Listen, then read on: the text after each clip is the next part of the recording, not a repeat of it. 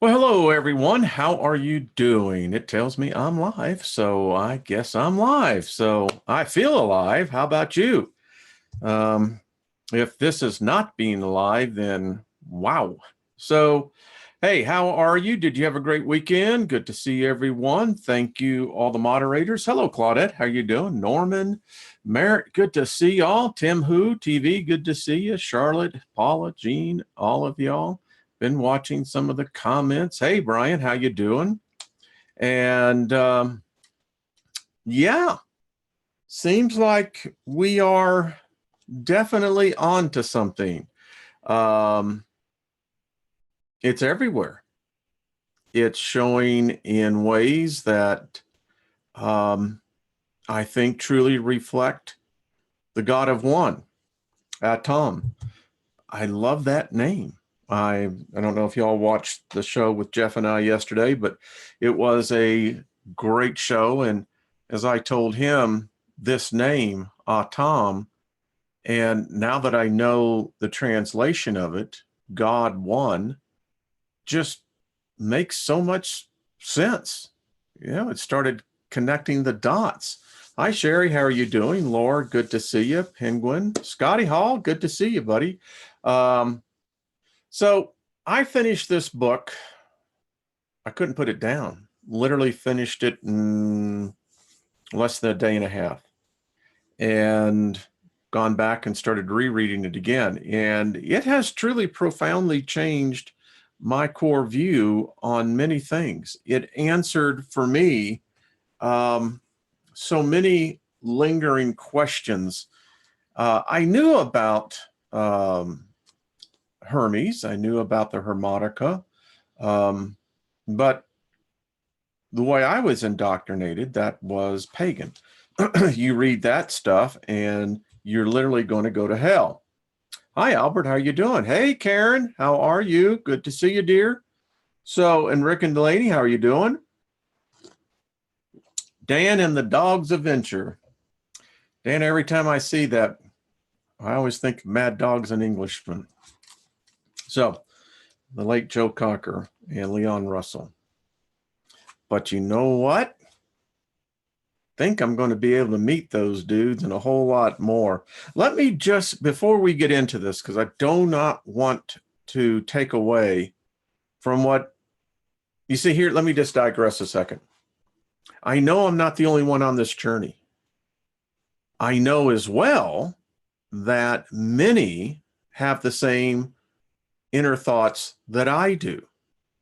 How do I know this? Because it's reflected in our kind. And we're going to find about who our kind is. Hermes knew this. He knew that there are those who are chosen and there are those who are not. What we're going to read in the Hermetica is this, is that fate and necessity plays major roles in all of our lives. It's inescapable.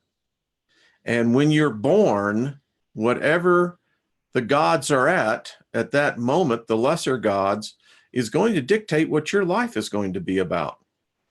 And so when you begin to have knowledge imparted to you, I call it the rhema of the logos, that it becomes alive. The dynamis of the impact of the logos. Yeah. Intermixing a little Greek there. I actually have one of our viewers who's going to help us with our Greek. So here, very quickly, what we're going to learn while we're reading this book. To all of you who have the slightest monicum of fear about your death because of bad teaching, ignorant teaching, whatever, I can assure you, you really have nothing to be afraid of. I will say this, we're going to learn a vast majority of us did not want to come here. In fact, we're going to learn you wailed you grieved. And when the gods encased you in the tomb of the physical flesh, you cried out in horror. And that horror lasted all the way through birth. And if it wasn't for the mercy of Autumn itself, many of us would not make it. Makes sense to me.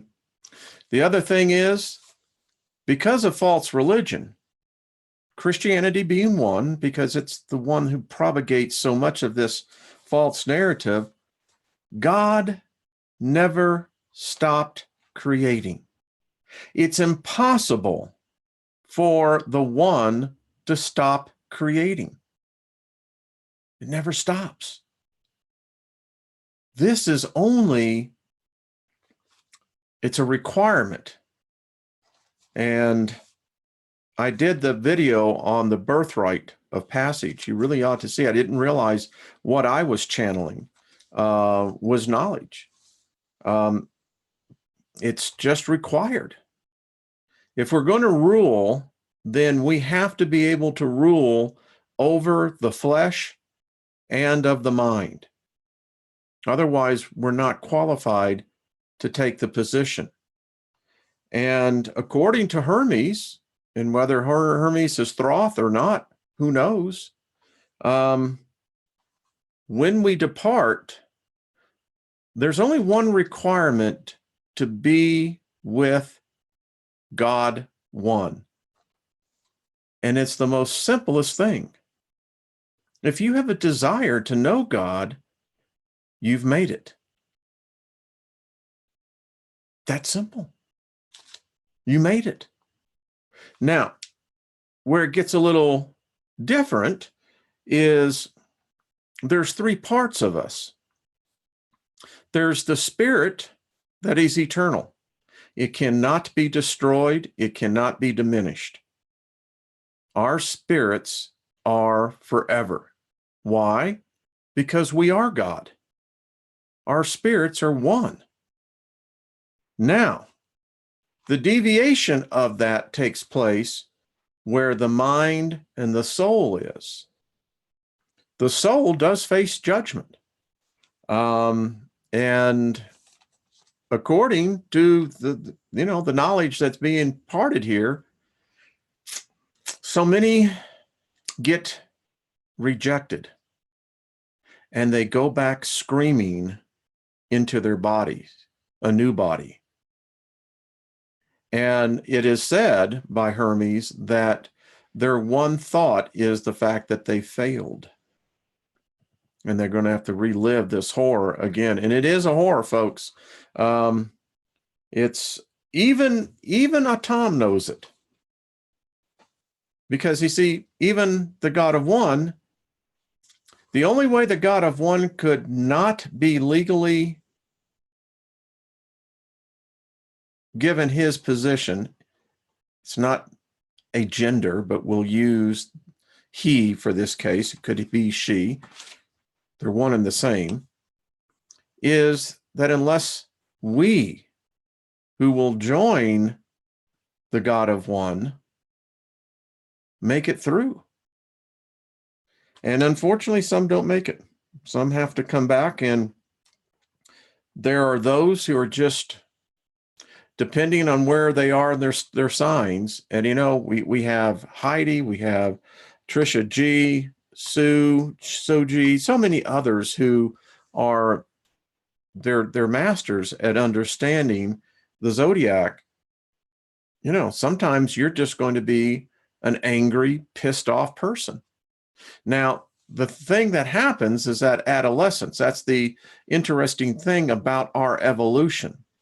At adolescence, we know, even by medical science, that adolescents are not really human beings. And we all go through that. It's, again, part of the initiation.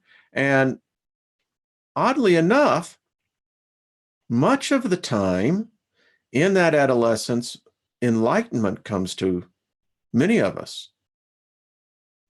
We have guides. We will answer to our guides. some got a lot of explaining to do. Lucy, I've got a lot of explaining to do.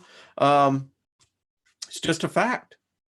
Your guides are here, and religion has turned the phrase, you could say guardian angels, you could say whatever, but they are guides. They're here.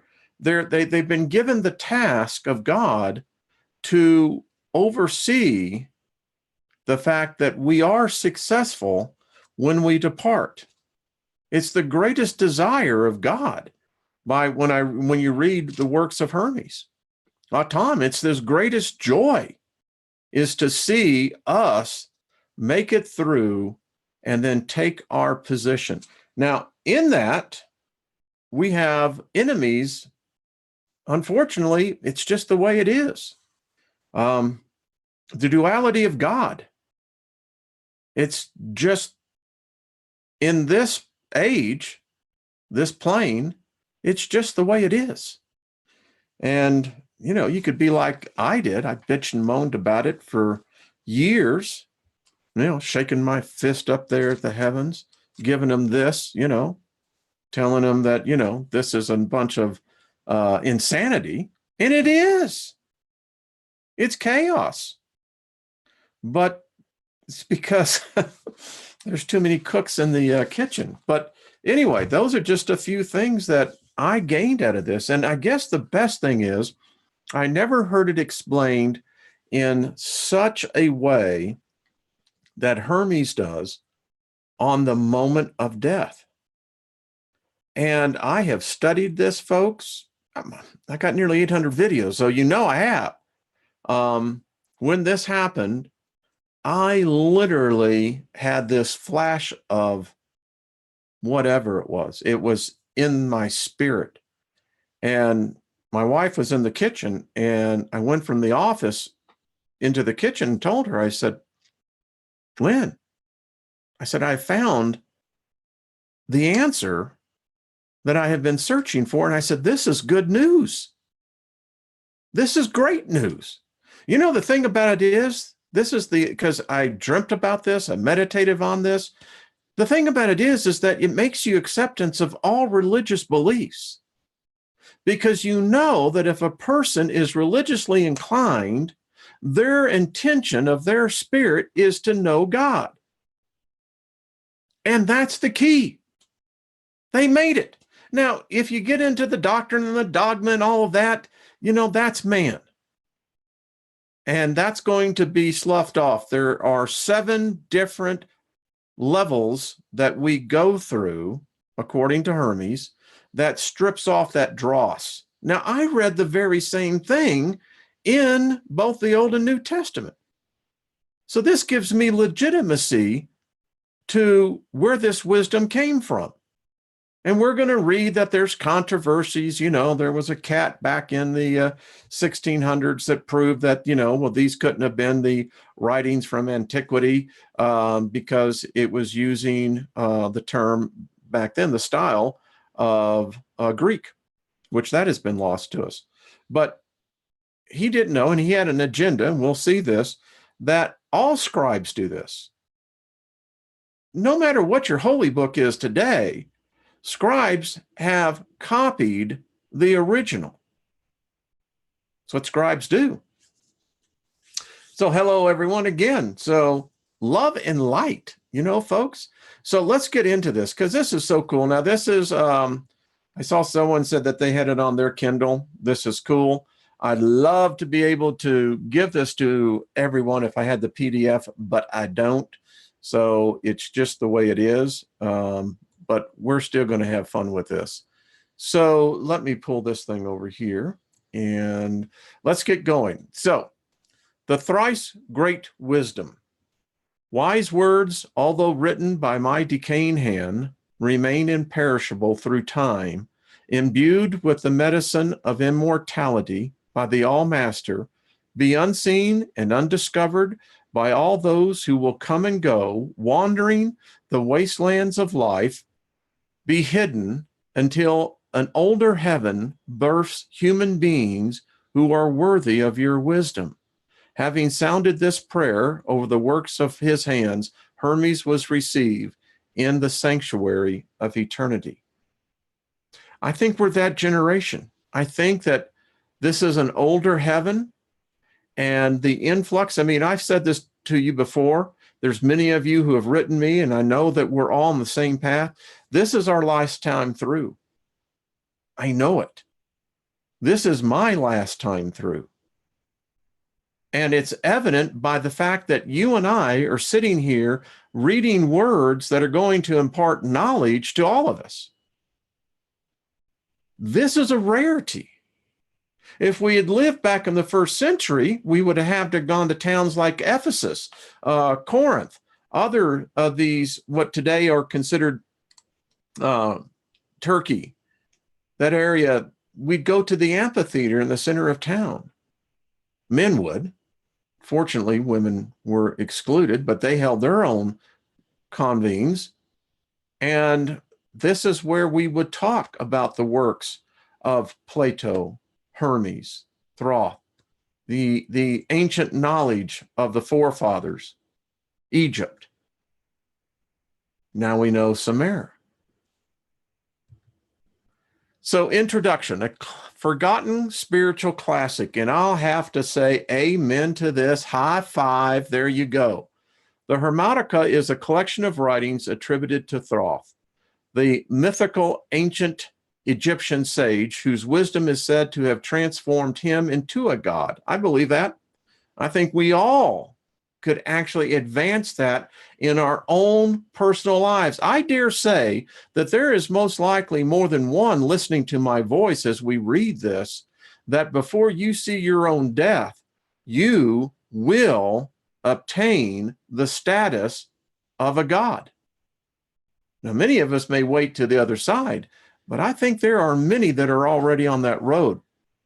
Thoth, who was venerated in Egypt from at least 3000 BCE, is credited with the invention of sacred hieroglyphic writing, and his figure, portrayed as a scribe with the head of an ibis, can be seen in many temples and tombs. He is the dispatcher of divine messages and recorder of all human deeds. And a lot of times when I think of Thoth, I also think of Enoch. They seem to have a similar path, although Enoch would be probably post Thoth. That's just my take. In the Great Hall of Judgment, the afterlife court of the god Osiris, Thoth would establish whether the deceased had acquired spiritual knowledge and purity, and so deserved a place in the heavens. Thoth was said to have revealed to the Egyptians all knowledge on astronomy, agriculture, architecture, geometry, medicine, religion, and was believed by the ancient Greeks to be the architect of the pyramids.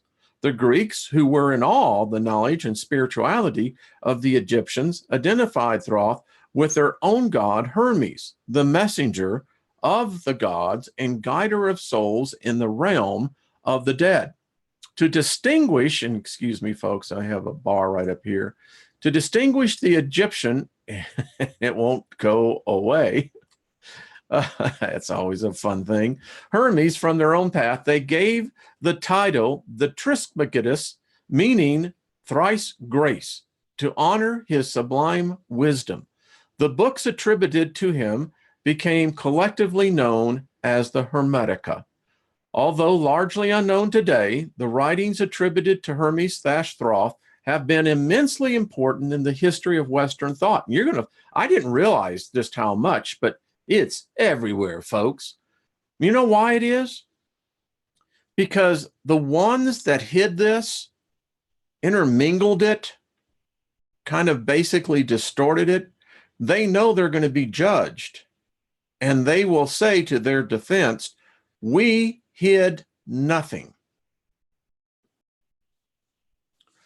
They profoundly influenced the Greeks and, through their rediscovery in 15th century Florence, helped to inspire the Renaissance, which gave birth to our modern age. The list of people who have acknowledged a debt to the Hermetica reads like a who's who of the greatest philosophers, scientists, and artists that the West has produced. Leonardo da Vinci, Durer, Botticelli, Roger Bacon, Pericles, Thomas More, William Blake, Kepler, Copernicus, Isaac Newton, Sir Walter Raleigh, Milton, Ben Jonson, Daniel Defoe, Shelley and his wife Mary, Victor Hugo, Carl Jung. It heavily influenced Shakespeare, John Donne, John Dee, and all the poet-philosophers who surrounded the court of Queen Elizabeth I, as well as the founding scientists of the Royal Society in London, and even the leaders who inspired the Protestant Reformation in Europe. The list is endless with their Hermetica. Give me 1 second here, folks. There we go. There we go. Influence reaching well beyond the frontiers of Europe. Islamic mystics and philosophers also trace their inspiration back to the thrice great Hermes. And the esoteric tradition of the Jews equated him with their mysterious prophet Enoch. See? The Hermetica is a cornerstone of Western culture. In substance and importance, it is equal to well-known Eastern scriptures like the Upshadas and I think that's the Dhammapada and the Tao Te Ching. Yet, unlike these texts, which are now readily available and widely read, the works of Hermes have been lost under the dead weight of academic translations, Christian prejudice, and occult obscurities. Until now, no simplified rendering of these writings have been available to the general reader. All previous versions in the English language are very dense, interpretable, impenetrable, and loaded down with notes and subtext that make them difficult to digest. This new version, however, makes this ancient wisdom more easily accessible. It presents carefully selected extracts from the Hermetic text, linked together into a narrative and rendered into easily understood English. What emerges is an inspiring and illuminating taste of the forgotten classics. And it is so true, folks. So the history of the Hermetica. The early origins of the Hermetica are shrouded in mystery, but the evidence suggests it is a distant and a direct descendant of the ancient philosophy of the Egyptians. However, the handful of surviving works attributed to Hermes are not written in ancient Egyptian hieroglyphs, but in Greek, Latin, and Coptic. They were allocated and correlated in the city of Alexandria in Egypt during the 2nd and 3rd century CE.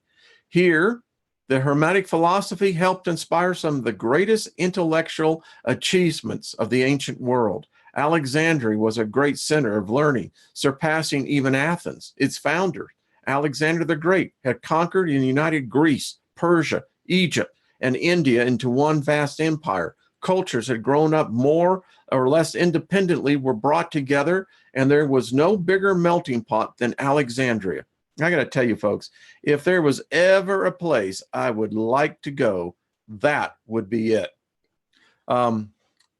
Into the new universal city poured men and women of every race and nation, Greeks, Jews, Egyptians, Babylonians, Phoenicians, and even Buddhists from India associated together in relative peace.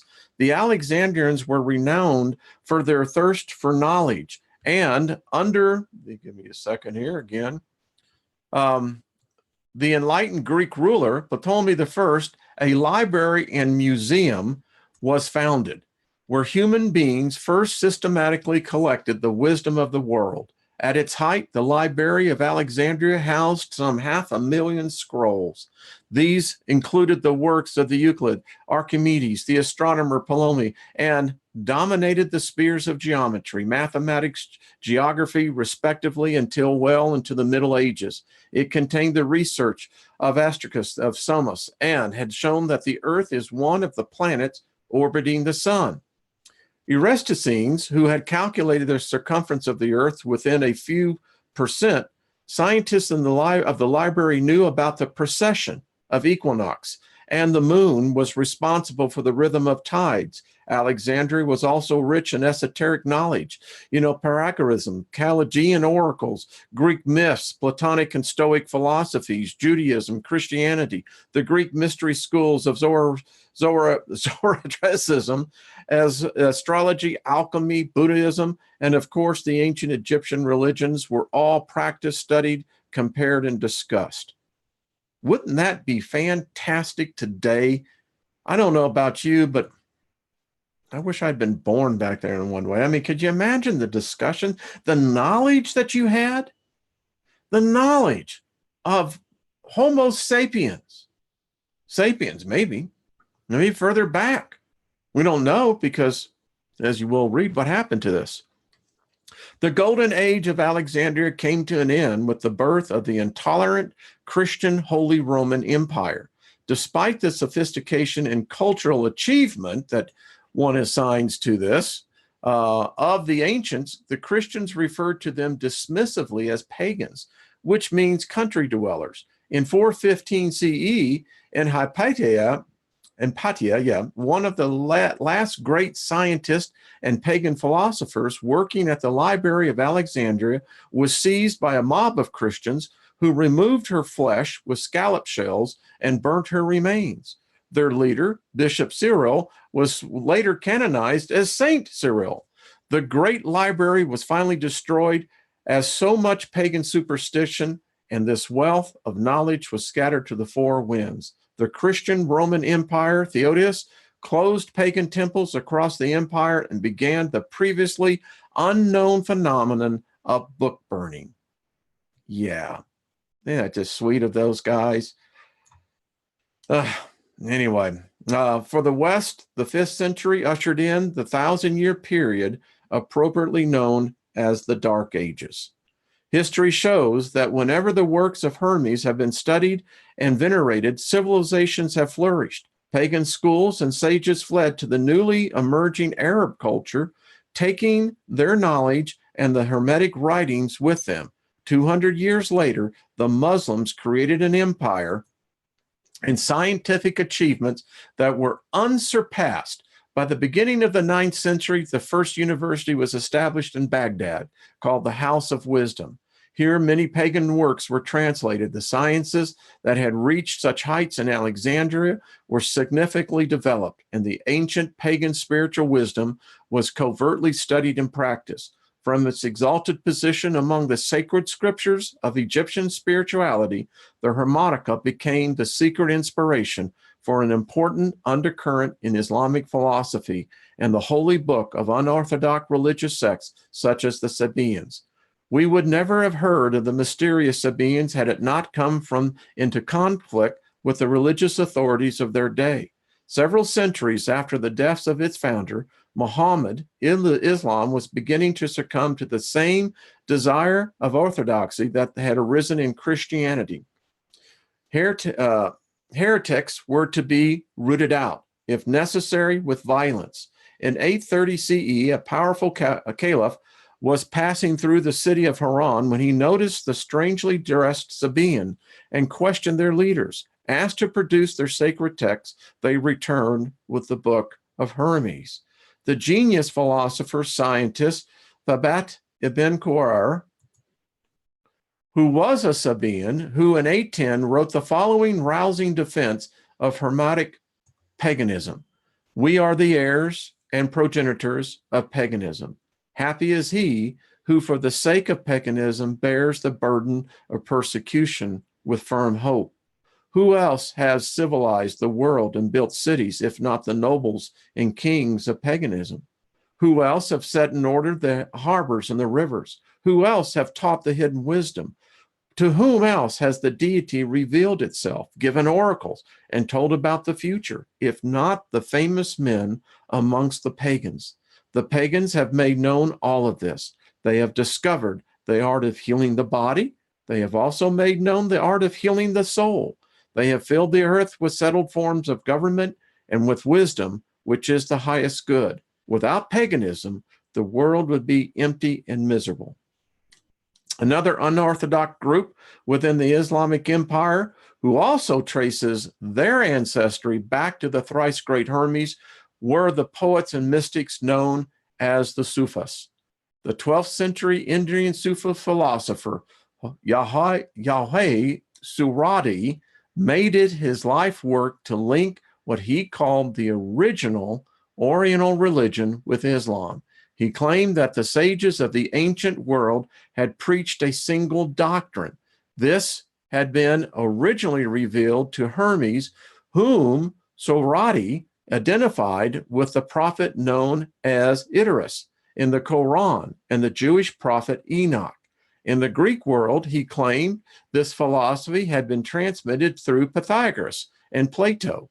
In the Middle East, through Zoroastrianism, the Magi, it had been secretly passed on until it had reached himself through a direct line of enlightened sages, including his own master, the Suferi mystic Al-Hajj. Not surprisingly, both Suradri and Al-Hajj were executed by the religious authorities for heresy. Al-Hajj was crucified. Yeah. Strange, isn't it, folks? History is so important. I tell you, I think that we're getting more enlightened in this group. We're certainly learning history. And we're certainly beginning to understand why this wisdom, this knowledge was suppressed. And yet, the very religions that took such extreme measures to suppress the knowledge exist because of the knowledge. There's a paradigm for you. When the Arab Empire became increasingly intolerant, the owners of the Hermetic books traveled in search of a safe refuge. Boy, talk about sojourns. In the 15th century, many fled to the tolerant city-state of Florence in northern Italy, where this wisdom again inspired a great cultural flowering. In 1438, the Byzantine scholar Gemisio Pelophon had made available the awestruck Floridians, Floridians, no, that's right, Floridians, that would be correct, the entire lost works of Plato. These and other pagan works were translated into Latin from the first time. The ruler of Florence, the philanthropist and scholar, Cosimo de Medica, established a new Platonic academy, a group of intellectuals and mystics who found their inspirations in the ancient pagan philosophy. It profoundly influenced great names like Leonardo da Vinci, Michelangelo, Botticelli, Raphael, who began painting pictures of the ancient pagan gods. Botticelli's Venus and Mars, for example, was painted at a precise astrological moment as a talisman of occult radiance capable of magically transporting the viewer to an altered state of spiritual awareness. I had on my poster, "Where's the portals?" Well, we know. Cosimo sent out agents to look for other lost pagan works that might still be awaiting discovery. In 1460, one of them came across the lost works of thrice great Hermes and brought them to Florence. The Florentines, already reeling from the discovery that the ancient civilizations of immense sophistication, risen and fallen nearly 2,000 years before them, now believed they had in their hands the words of the most ancient sage of them all. Whew! Cosimo ordered his young Greek scholar, Marsilio Ficino, to cease his works on translating Plato and begin immediately on this new Egyptian text. Ficino had it ready in time to read to Cosimo before his death. I bet that had to be, that dude went out smiling, man. I mean, because that's how I am. You just smile. You know, it took so long to decontaminate the whole idea of, you know, heaven, hell, no in between. It's all a mind fart. Anyway, the emergence of a glorious new culture in Florence signaled the end of the Dark Ages. You know, I'm just going to stop here because, you know, as this is my channel, I can do that. When will we wake up?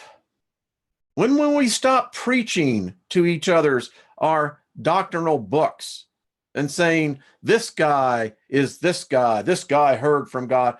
Come on. Unless they're channeling, which their writings show that if they were channeling not the right one.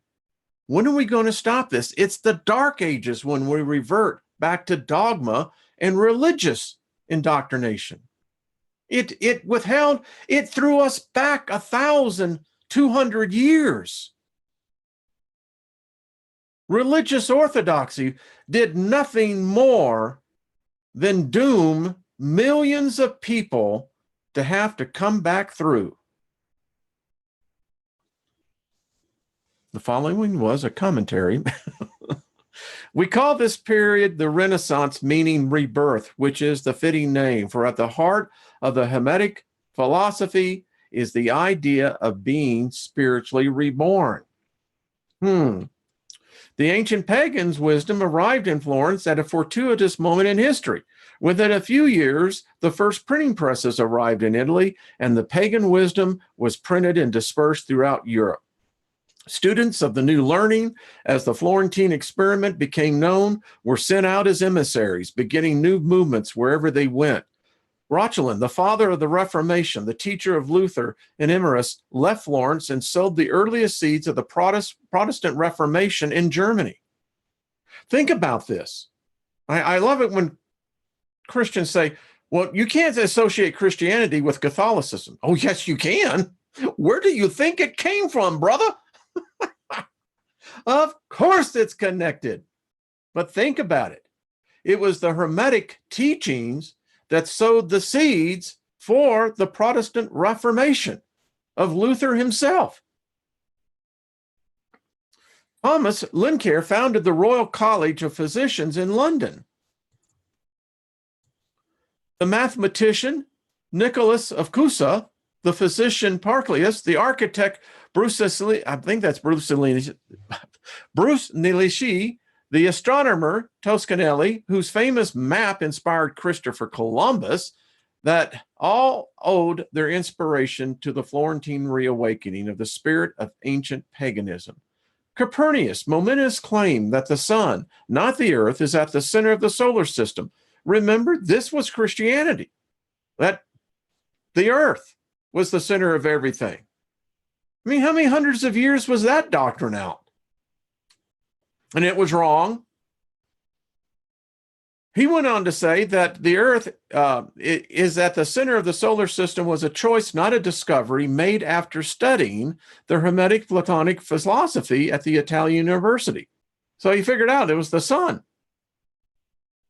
On the first page, on the revolution of celestial orbs, published in 1543, Copernicus quotes the words of thrice grace Hermes, "The sun is the visible God." As in Alexandria, 1,000 years earlier, the Renaissance viewed science, art, literature, and religion as parts of a united whole to be studied together. All aspects of human life were now opened up as legitimate areas of investigation. It was a situation that challenged the authorities of the Roman Catholic Church, and in 1492, with the aid of the King of France, they crushed the Republic of Florence. Although the heady days of the new academy were over, the suppression was too late to prevent the ripples of its influence expanding ever outwards. Florentine scholars were dispersed across Europe and became known as the Fifth Essence. I love this. The taste for all things Italian, art, scripture, fashion, literature, and philosophy was insatiable. Within less than 200 years, the Renaissance had conquered Europe. And think about it today. A fashion. If it doesn't come out of Milan, it's not truly fashion. Going back in some of my earlier days. Anyway, the unifying religion. In England, the works of Hermes had a profound effect on the circle of courtiers surrounding Queen Elizabeth I. Sir Philip Sidney, Sir Walter Raleigh, John Donne, Christopher Marlowe, William Shakespeare. By the way, when you see William Shakespeare, make sure that you assign to Francis Bacon. See right there? Francis Bacon, folks, wrote the King James Bible. The scholars did the translating, but it was Sir Francis Bacon, and you see a lot of similarities in Shakespeare's writings that you see in the King James. It was because Sir Francis Bacon took nearly 2 years. Most people don't know that. We're all acquainted with the works of the Egyptian sage. Queen Elizabeth's personal astrologer, whom she referred to as her philosopher, was the enigmatic Hermeticist John Dee. He was a brilliant mathematician and the first person to translate the complete works of Euclid into English. Dr. Dee owned the greatest library in England, and his home was regarded as the third university of Oxford and Cambridge. He was visited by scholars from all over Europe and made frequent journeys to Prague, where the first detailed commentaries of the Hermetica were being written. At this time, Prague was the capital of Bohemia, an enlightened enclave, if I would say, a republic where Hermetic scholars, Platonic philosophers, Jewish rabbis, and scientists of every nation found sanctuary at the court of Randolph II. Europe was being ravaged by the wars of religion between Protestants and Catholics. And in Bohemia, another way was proposed, Hermeticism. Evangelists of the new Egyptian religion of the thrice great Hermes, such as Giordano Bruno, traveled extensively in Europe. Bruno interpreted the new sun-centered cosmos proposed by Copernicus in its entirely mystical way, as the rising of a new sun at the dawning of a new age. He believed that the Egyptian religion of Hermes was the ancestor of the great Greek mystery schools, the religions of Moses and the Jews, and the birthplace of Christianity. In Bruno's imagination, it was now poised to become the unifying religion in which Jews, all denominations of Christians, Platonic humanists, and even Muslims could meet and resolve their differences. Bruno's courage and conviction was nowhere more clearly demonstrated than his decision to return to Italy, where within a short time he was arrested by the Roman Catholic Church. He endured 8 years of torture, during which he refused to recant, and in 1600 was let out into the Square of Flowers, in Rome, and ceremoniously burnt alive. The vision of a universal Hermetic religion was fated to fate, but its influence remained strong among visionaries and scientists. Sir Isaac Newton, for example, like many men of his time, was passionately interested in alchemy, the patron of God of which was thrice great Hermes. Indeed, the word alchemy means from Egypt. The astrologer Kepler published quotes from the Hermetica in his greatest works on harmony of the world in 1640. The poet John Milton celebrated the wisdom of Hermes, writing, "Oh, let my lamp at midnight hour be seen in some high, lonely tower, where I may oft outwatch the bear with thrice great Hermes, oh, on spear. The spirit of Plato to unfold, what worlds or what vast regions hold, the immortal mind that hath forsook her mansion in this fleshly nook." The demise of the thrice great empire. At the same time as Milton was writing, however, the ground was being cut away from under the authenticity of the Hermetica. Previously, these works had been believed to be extremely antiquity, dating back to the time of the pharaohs. In 1614, a scholar called Isaac Casaubon published a textual analysis of the Hermetica, which showed, quite correctly, that the grammar, vocabulary, form, and content of the Greek versions of these works dated them to no earlier than the 2nd, 3rd century CE.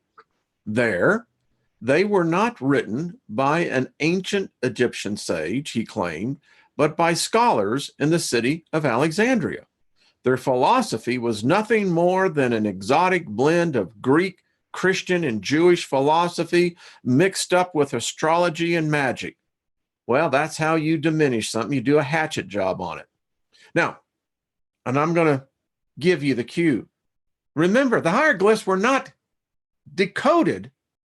The Rosetta Stone for nearly 200 years later. Just a synonym. The Egyptian names that peppered the text were mere decorations and ornament. Casaubon was one of the most brilliant Greek scholars of his time.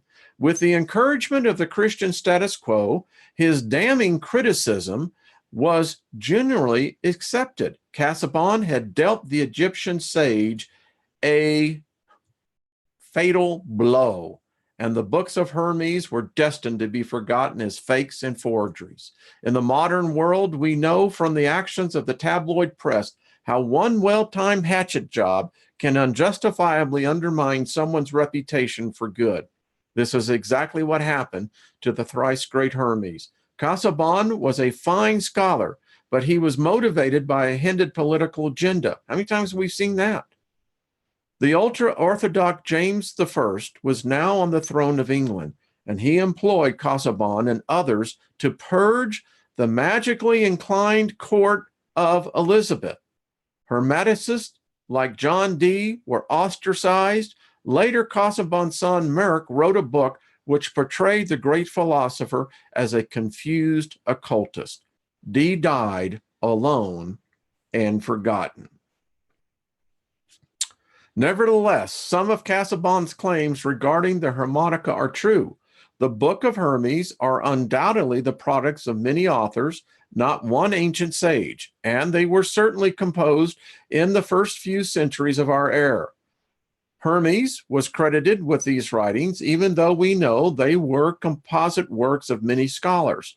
But this does not discredit either them or Hermes. It was a common practice and antiquity for authors to ascribe their work to a God who gave them their inspiration. The Bible is full of it.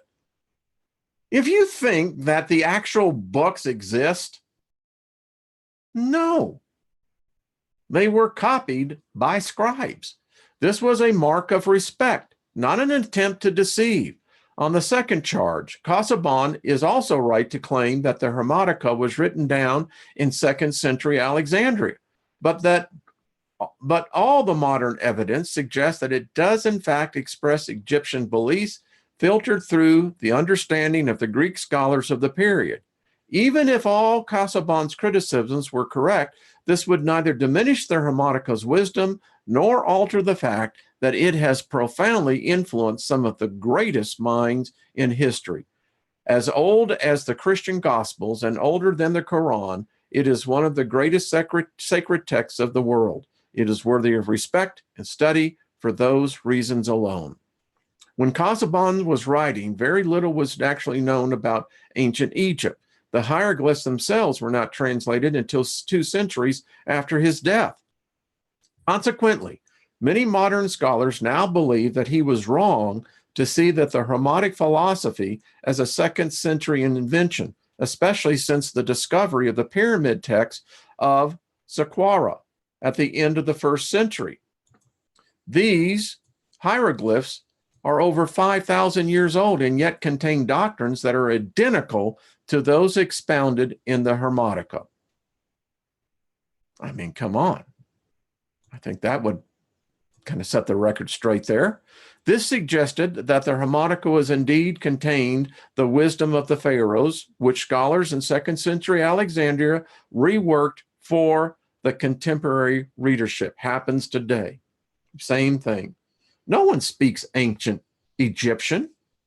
No one speaks ancient Greek. How many other languages have been lost? The Hermetica contains passages reminiscent of Jewish, Christian, and Greek works. The Casaubon saw this as proof that the Hermetica is a forgery created from a hodgepodge of these other philosophies.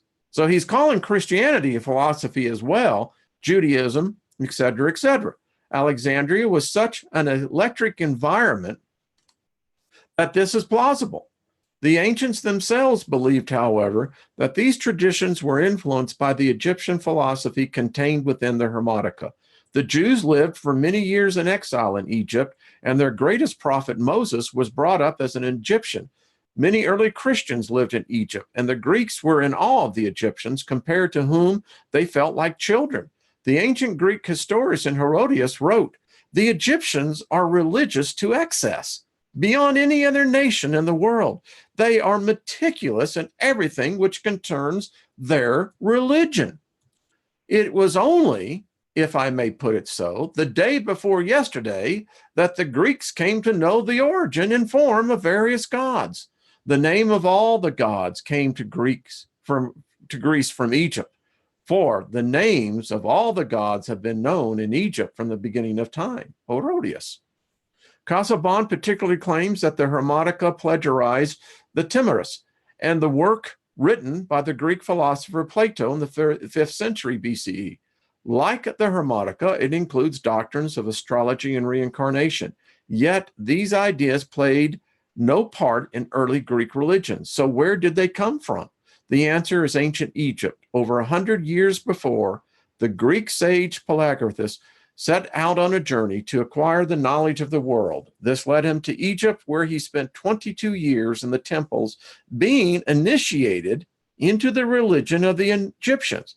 According to the ancient Greek scholar Diogenes, Plato purchased 3 books of the Pythagorean doctrines based on Egyptian wisdom, and these he adapted into the Timaeus. The similarities between the works of Plato and the Hermetica are not surprising, therefore, since, give me one second here, many of Plato's ideas were direct descendants of ancient Egyptian philosophy.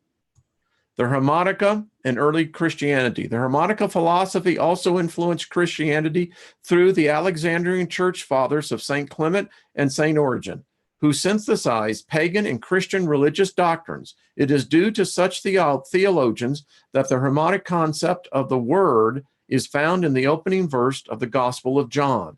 In the beginning was the Word. Hermes, Thoth, was known to the ancients as the scribe of the gods, the master of the Word. In the Hermetica, God utters a word which calms the chaotic waters of creation. The Word is even called the Son of God. In Christianity, Jesus Christ, who is also called the Son of God, is identified as the embodiment of the power of the Word. St. Augustine of Hippo, influential 4th century theologian who was familiar with the works of Hermes, wrote, "That which is called the Christian religion existed among the ancients and never did not exist from the beginning of the human race until Christ came in the flesh, at which time the true religion, which already existed, began to be called Christianity." Well, that'll chap a few folks in the old theologian world. The influence of the Hermetica on early Christianity is beyond a doubt. In 1945, works of Hermes was discovered among scriptures belonging to the Gnostic Christians of the 1st century CE. According to a note on one of the texts, early Christian communities possessed many copies of the works of Hermes. Just a few yards from the place where these scriptures were found are ancient Egyptian tombs. These were inhabited by early Christian hermits, such as St. Pachomius, the founder of the first Christian monastic communities. The walls of these tombs are covered in hieroglyphs ascribed to the great god Thoth, Hermes. They described a spiritual rebirth into knowledge of God. In such places as early Gnostic Christians pored over their Hermetica. Under its powerful influence, they composed their own philosophy of a saving Gnostic knowledge, a direct knowledge of God bestowed by the Messiah, Jesus. All the evidence suggests that Casaubon was wrong to simply dismiss the Hermetica as some cobbled together mixture of different philosophies. The Hermetica was undoubtedly written by Alexandrian scholars for a Greek-speaking readership, but it contains a powerful echo of the ancient wisdom on which it's based. It offers us one of the best windows available to gaze into Egypt's remotest past. With its help, we can understand the mystical vision that inspired an awesome Giza pyramids. But what is the Hermetic philosophy that has held such profound fascination for some of the greatest minds in history? And this is the key point. We got to get this, folks. This is what set me free. This hit me when I first read it and said, bingo, this is it. The mind of God At the heart of Hermes' teaching is one simple idea. God is a big mind. Everything which exists is a thought within the mind of God. This book is a thought in the mind of God. Your body is a thought in the mind of God. These ideas which are being discussed are thoughts in the mind of God. How can we understand this? Consider for a moment your own experience. Thoughts and feelings exist within your mind. You know the outer world around you because your senses give you information, which you also then experience within your mind. Then your mind is completely unconscious. You don't experience anything. Ultimately, everything that exists in your life is a thought within your mind. Your mind, however, is limited by being trapped in a physical body. Imagine for a moment that it is not. Imagine that it is free to be conscious of everything at all times and in all places. Then everything that is, has been, and will be would exist as a thought within your mind. This is the nature of God's mind. He is not limited by physical body. He is the big mind within which everything exists. Hermes describes the mind of God as the oneness which unites everything. What does this mean? Again, look at your own experience. You experience many different things with your mind. Right now, you're listening to myself reading this book. Before that, you may have been eating or walking, whatever. Yet, all of these different things are experienced by one thing, your mind. It is the oneness that unites all of your experience. In the same way, God's mind is the oneness which unites everything. Hermes says that this oneness contains all opposites. This paradox can be understood by once more looking at the nature of your mind. Some things you experienced are hot and others are cold. Some are bright and others dark. Some you call good and others bad. Nothing that you experience can be both cold and hot because they are opposites. Yet both cold and hot are experiences which you have. Your mind is the one thing which contains all opposites. Hermes teaches that the mind of a human being is made in the image of God's big mind. If we can free our mind from the limitations imposed by the physical body, we can experience the mind of God. We were created with a specific purpose of learning to do this. This is the spiritual goal of human life.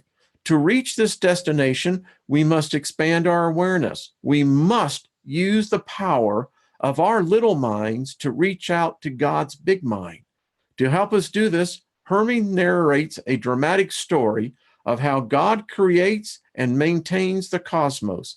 It is through appreciating the awesome beauty of the cosmos and understanding the fundamental laws by which it functions that we can come to know the mind of God. It was this vision which fired the imaginations of the great minds of history.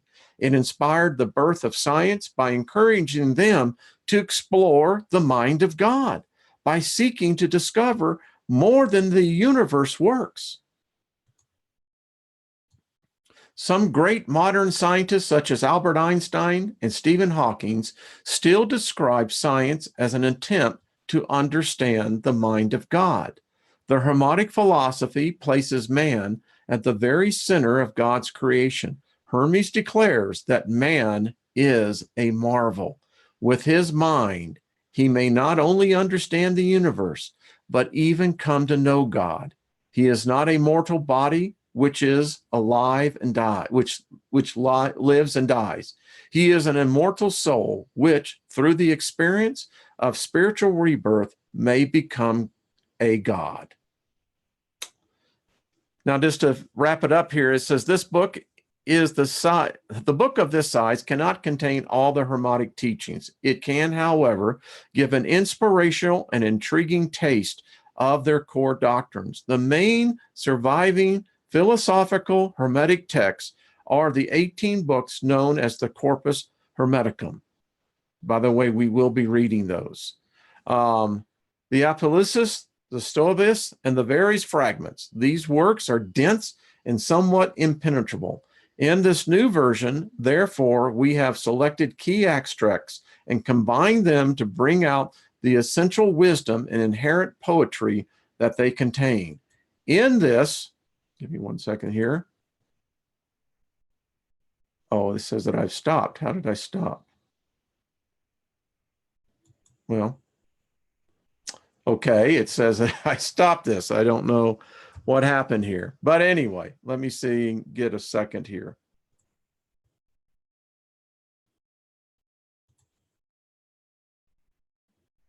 I don't know. Am I still live? It says I am.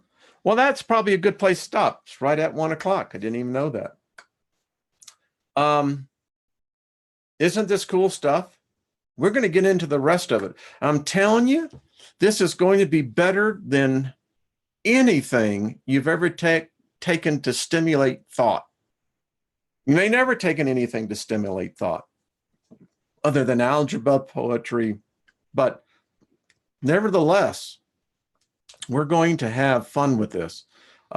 Thank you for sticking around on this. I'm telling you, folks, it profoundly changed me. I had dreams last night, and I knew that these dreams were coming from an impressive foundation.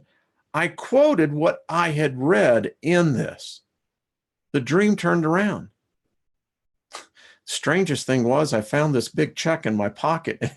And you have to understand the dream, how that, and it just goes to show you, you can be the master of your own dreams.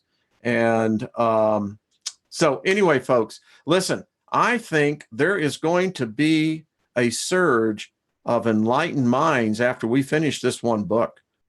And I tell you, watch out. I really do believe this. I'm still, well, it said I had paused the screen, and anyway. So tonight, Miss Dr. Claudia Albers, always looking for, that's always going, she has been writing, folks, writing. I want to thank everyone who supported Karen on Friday night, the Queen of Courts. She wrote me a beautiful email. You folks were just overwhelmingly in positive response all over the world. She has gotten requests all over the world. Shaman, medicine men. I mean, tell you, we got a group here, folks. I mean, wow. I mean, it gives me electrical shocks when I think about the power of this group. And anyway, so thank you for that. And we will see you tonight, 7 o'clock Mountain Time, 9 p.m. Eastern. And we will have class with Dr. Albers in our physics. So thank you, folks. Be good to yourselves. I thank you all for participating. You encourage me, and I hope I've repaid the gift back to you by encouraging you. Be good to yourselves, folks. We'll see you again real soon. All right, bye-bye.